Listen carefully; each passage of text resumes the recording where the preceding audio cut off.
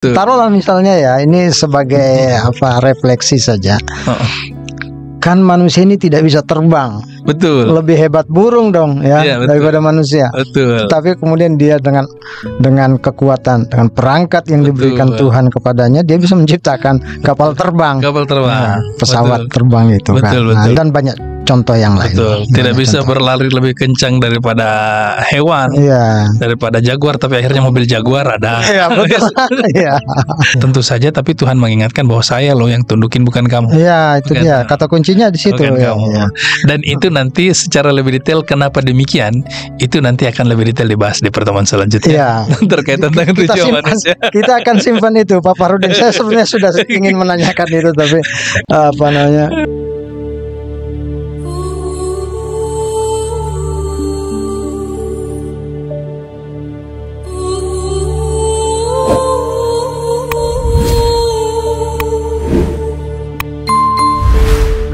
Assalamualaikum warahmatullahi wabarakatuh. Waalaikumsalam warahmatullahi wabarakatuh.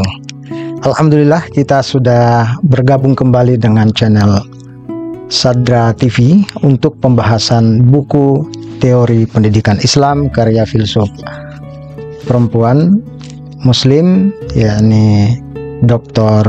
Jamileh Alamul Huda, bersama narasumber kita, yakni Bapak Fakhruddin Mukhtar. Sekaligus beliau adalah penerjemah buku ini. Pada pembahasan kita yang lalu tentang esensi manusia, masih dalam pembahasan kita tentang antroposofi, itu kita mencoba melihat posisi manusia dan alam, bahwa ternyata ada kemiripan manusia dan alam. Di antaranya adalah bahwa manusia juga adalah secara esensial, bahkan eksistensial, itu tergantung kepada Allah, tergantung kepada Tuhan.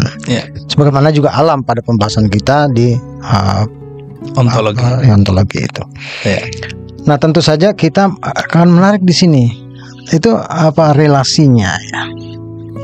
Kemiripannya itu seperti apa? Apa yang mungkin kita bisa memulai dengan pembahasan ini dengan melihat atau mengulik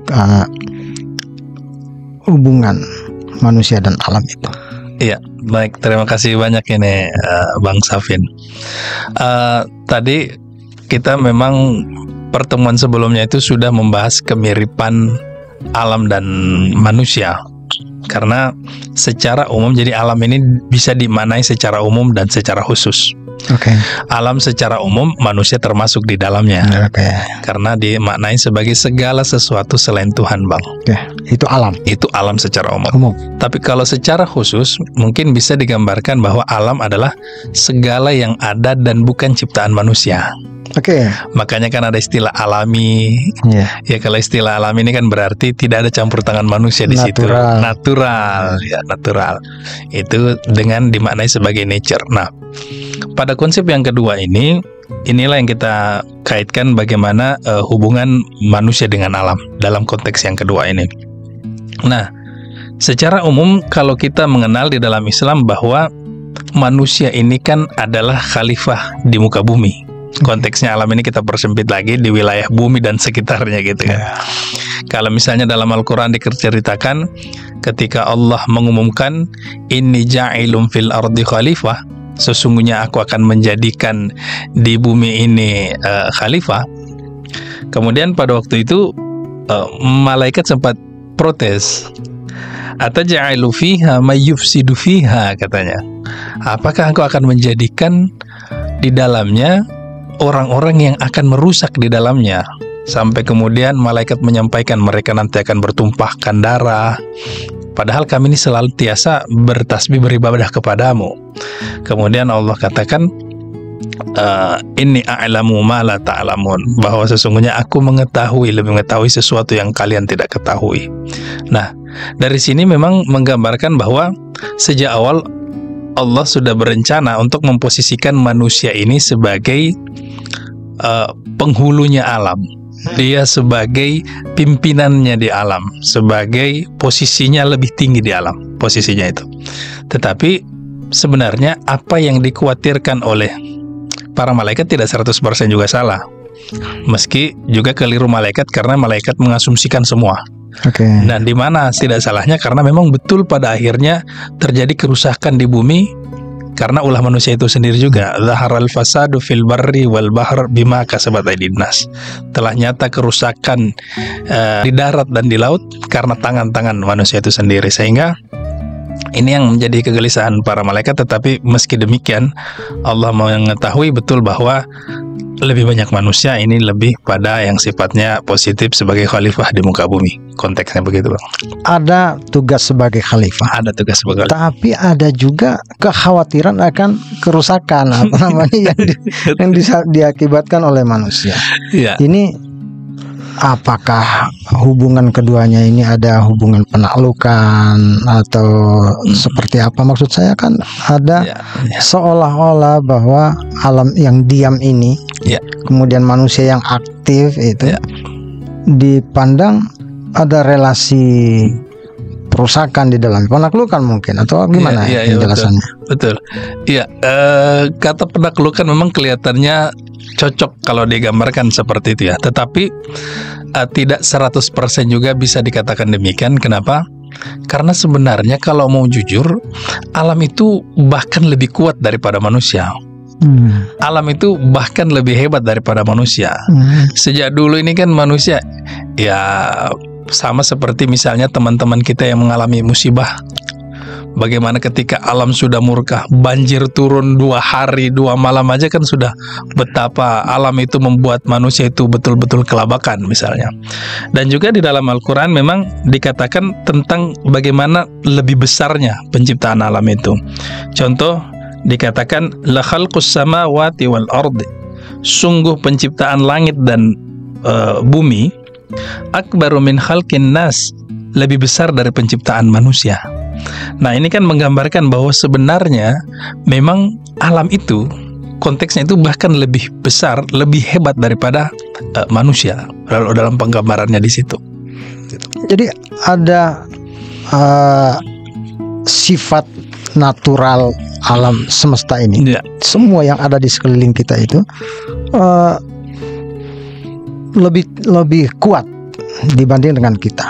Kita ini jauh lebih lemah dibanding dengan alam yang kita ada di dalamnya. Tapi kita diberikan kewenangan untuk mengatur alam. Apa tidak bertentangan ini? Maksudnya kita ini kan lemah. Betul. Untuk mengatur yang lebih kuat itu apa keunggulan manusia sebetulnya di sini? Ini perlu kita lihat. Bagaimana penjelasannya Pak Farudin? Bagaimana bisa si lemah ini mengendalikan yang kuat? Itu dia kira-kira begitu. Coba. Nah, disinilah yang tadi Tuhan katakan bahwa saya yang akan menjadikan, akan aku jadikan khalifah di muka bumi. Artinya dalam proses si lemah bisa memimpin yang kuat ini, si kuat ini, itu sebenarnya karena ada intervensi Tuhan. Jadi meski alam lebih kuat daripada manusia sesungguhnya, tetapi Allah lah yang menundukkan alam kepada manusia. Nah, misalnya dalam Al-Quran di situ dikatakan contoh bagaimana Allah menaklukkan laut bagi manusia. Allahul ladzi sakhkhara lakumul bahra. Jadi bagaimana Allah lah yang menundukkan kepada kalian lautan. Atau misalnya pada lanjutan ayat itu, bagaimana Allah itu menaklukkan yang ada di bumi dan yang ada di langit. Wasakhkhara lakum ma fis samawati wa ma fil ard. Dan dia yang menundukkan untukmu apa yang ada di petala langit dan apa yang ada di bumi. Jadi memang kata samawat ini kan sebenarnya mengandaikan jamak kan sesungguhnya. Karena hampir setiap ayat dalam Al-Quran ketika nyebut langit itu pasti jamak, petala, susunan-susunan langit dan segala macam. Nah, ini sebenarnya yang menjawab yang kebingungan yang disampaikan oleh Bang Safin dan banyak orang pasti, bahwa bagaimana yang lemah ini bisa menaklukkan yang kuat. Ya karena sebenarnya bukan dia yang menaklukkan, Allah lah yang menaklukkan itu untuk mereka, untuk manusia ini. Betul, berarti konteksnya adalah Allah memberikan otoritas kepada manusia. Iya, betul. Untuk mengatur ya. Iya, untuk mengatur. Memang agak-agak problematik kata menaklukkan ini, karena kita itu sebetulnya selalu dibayangi dengan selalu dihantui ya dengan kata-kata eksploitasi. Jadi mentang-mentang kita ini adalah khalifah yang diberikan kewenangan untuk mengatur alam, lalu kita eksploitasi seluas-luasnya dan atau tak terbatas. Nah ini tapi bukan itu sebenarnya konsep kita. Kita ini sudah sadar bahwa kata Allah menaklukkan alam untuk kita, lautan, daratan untuk kita, itu sebetulnya dalam rangka mewakili Allah untuk menyejahterakan semuanya. Nah, kira-kira begitulah konsepnya. Tapi yang mau saya pertajam di sini, Pak Fakhrudin, adalah tadi memang sudah dijawab bahwa benar Allah lah yang menaklukkan. Allah lah yang punya kuasa untuk membuat alam ini takluk kepada manusia, tunduk kepada manusia. Betul. Tapi dalam konteks antroposofi, apa modal manusia ini sehingga dia bisa kemudian Allah berikan otoritas semacam itu, sebesar itu. Nah, itu maksud saya gitu. Apa modal manusia? Gitu. Manusia yang pertama kali juga dijadikan khalifah oleh Tuhan, Adam, itu bahkan diberi kemuliaan oleh Allah dengan bagaimana dia diajarkan asma-asma Allah.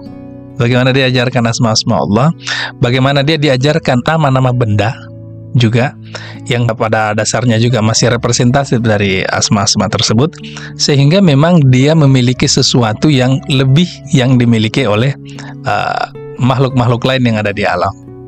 Nah, inilah modal dasar manusia, sehingga sekalipun misalnya memang dia secara physically dia lemah, tidak bisa melawan hujan dari air, tidak bisa melawan tanah yang longsor, tidak bisa melawan angin yang badai dan seterusnya.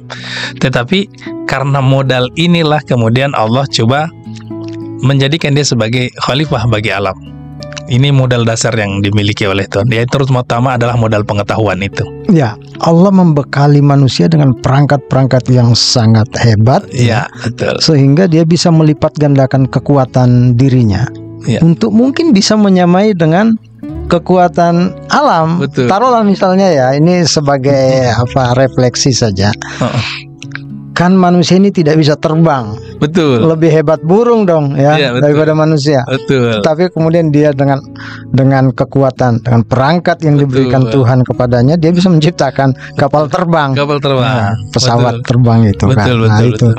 Jadi dan banyak contoh yang lain. Betul. Tidak bisa berlari lebih kencang daripada hewan, daripada jaguar, tapi akhirnya mobil jaguar ada. Bisa lebih cepat, bahkan kalaupun tabrakan antara jaguar beneran, kemungkinan kalah yang jaguar yang asli. Jaguar asli bisa kalah, ya kan? Atau diperlombakan begitu bisa kalah, bisa kalah staminanya. Betul. Bagus sekali. Jadi saya ingin mengetahui lebih jauh, apa sebetulnya yang dikehendaki Tuhan atas manusia ya? Adakah maksud yang bijak, yang sangat bijak ya Tuhan berikan kepada semesta ini, sehingga menunjuk manusia sebagai, katakanlah tadi sebagai Pak Fakhrudin istilahkan sebagai penghulu alam semesta ini, potensi yang berasal langsung dari dirinya. Betul. Ruh Tuhan. Tidak main-main ini, Pak. Bagaimana penjelasannya Pak Fakhrudin? Nah, karena memang pada diri manusia itu ada potensi yang Tuhan berikan yang terkait itu tadi, yakni peran potensial akal. Nah, yang dari akalnya inilah kemudian manusia bisa berkreasi. Dari sinilah kemudian bisa berkreasi, yang disinilah kemudian dia bisa menjadi, tadi kalau dianalogikan oleh Bang Safin, manusia yang tadinya tidak bisa terbang, kemudian ternyata dengan temukannya pesawat bisa terbang lebih jauh daripada burung dan yang lain-lain. Sehingga dari amanah Tuhan inilah kemudian pada akhirnya manusia diberikan kemampuan. Kalau begitu berarti kita kembali lagi kepada relasi. Pembahasan kita tadi adalah relasi alam dan manusia ini. saya ingin pertanyaan yang terakhir ini, namanya apakah di dalamnya ada kelebihan yang dititipkan Tuhan kepada manusia, ya, untuk bisa mengatur alam semesta ini? Ya, salah satu kelebihan di diri manusia yang dalam konteks ini adalah dia berbeda dengan hewan-hewan dengan daya-dayanya karena dia diberikan daya pengetahuan. Dengan daya-dayanya ini artinya kan kalau bicara bagaimana yang lain makhluk juga hidup, ya hidup juga makhluk lain tuh. Tetapi kan perbedaannya kan kalau misalnya pada tumbuhan dia cuma punya daya tumbuh, kalau pada hewan ada tambahannya dia daya bergerak, kemudian pada manusia ada daya berpikir, ini tambahannya. Nah ini yang kemudian kelebihan yang manusia memiliki adalah bagaimana dia memiliki pengetahuan itu. Nah dari pengetahuan inilah kemudian yang membuat manusia bisa lebih berkuasa atas segala yang ada di alam. Tentu saja, tapi Tuhan mengingatkan bahwa saya loh yang tundukin, bukan kamu. Ya, itu bukan dia kata kuncinya di situ.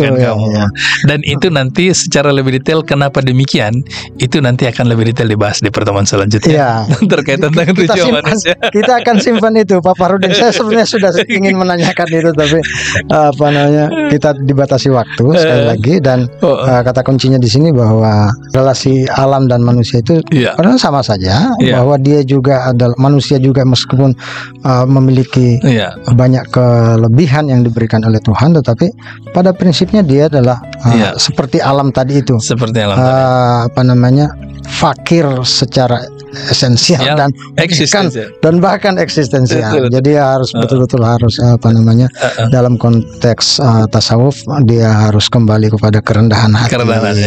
Untuk itu saya penasaran untuk melanjutkan diskusi kita pada sesi berikutnya pada topik yang lain. Terima kasih banyak Pak Farudin untuk ini. Mungkin ada closing statement singkat. Tadi seperti yang disampaikan oleh Bang Safin, sebenarnya disampaikan oleh Ibu Jamile di sini bahwa sebenarnya dari seluruh cerita tentang hubungan manusia dengan alam ini setidaknya ada beberapa pesan. Pertama, justru mengingatkan manusia agar tidak bersikap berlebih-lebihan. Karena pada konteks itu, ketika manusia merasa dia sudah lebih berkuasa, berlebih-lebihan, maka yang terjadi adalah eksploitasi, perusakan alam. Itu yang pertama. Kemudian yang kedua, tujuannya di sini agar manusia pertama dia itu ta'akul, agar dia berakal. Kemudian agar manusia itu tafakkur, agar mereka berpikir. Yang ketiga, agar manusia syukur bahwa ini semuanya adalah anugerah dari Tuhan. Dan yang terakhir adalah tadzakur, bahwa agar manusia itu selalu mengingat Tuhan, terutama dalam posisinya sebagai hambanya Tuhan. Dengan kondisi seperti ini, di ujung-ujungnya bahwa manusia bisa lebih mengenal dirinya lebih baik, termasuk juga dalam posisinya sebagai hamba Allah. Luar biasa. Sayang sekali kita harus mengakhiri pertemuan kita. Kita akan jumpa lagi pada Sadra TV berikutnya dalam topik yang lain. Assalamualaikum warahmatullahi wabarakatuh. Waalaikumsalam warahmatullahi wabarakatuh.